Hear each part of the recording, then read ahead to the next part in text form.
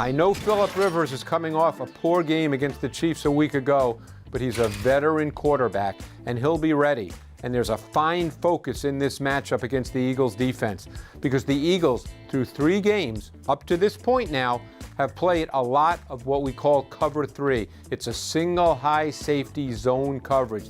That's been their predominant coverage.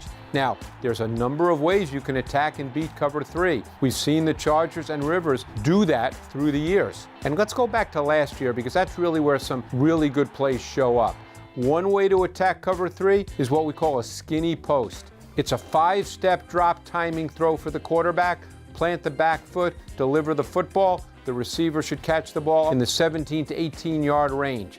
Now, because of the outside leverage corner, you're not worried about beating the corner on the throw. You're more worried about the underneath coverage. And on this play, the Chargers do a great job with 2 shorter routes, by the back out of the backfield and by the tight end Antonio Gates. That opens up the hole. This is a pitch and catch throw for Rivers to Ty Williams. It beats cover 3. Now, there's other ways to do that as well, with route combinations that involve more than one receiver. And here, against the Atlanta Falcons a year ago, a big cover 3 team, you see the Chargers do it again. What they're going to do is they're going to have Ty Williams from the outside. He's going to run the deep route. It's a post sail. You're going to have Dontrell Inman run the intermediate route. It's a corner route.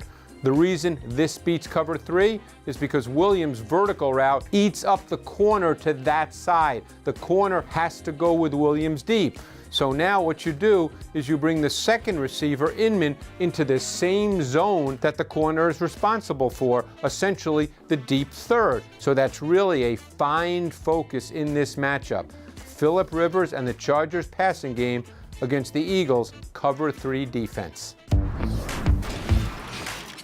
Hey, Ike Reese, one thing about Phillip Rivers, he's going to turn that ball over. In fact, since the start of the 2016 season, last 19 games, he's got 25 interceptions, most in the NFL. So a lot of zone coverage from the Birds. How can the Eagles linebackers really help against Phillip Rivers in that? Well, they have to do a great job, first of all, recognizing down and distance. Phillip Rivers, future Hall of Fame quarterback, has extreme confidence in his arm. That's why he gets in trouble at times, but he's very effective versus zone because he knows how to influence these 4 guys underneath. We play cover 3 here often. You watch here against the New York Giants. Now, those guys, the corner and the safety, they have the deep thirds.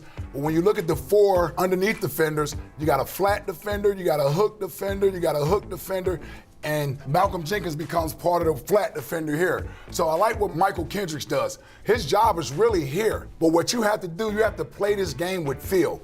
The pattern read here, because of Eli's eyes, takes Michael Kendricks out here, out route to this in route, and it pulls Michael Kendricks this way. And that's why you can't be such a robot playing zone coverage. You got to know the down and distance, get to your sticks, but more importantly, you have to pattern read, get in those passing lanes. Phillip Rivers is a master at throwing against zone coverage. We're going to have to be on our P's and Q's, knowing exactly how to read these patterns this week.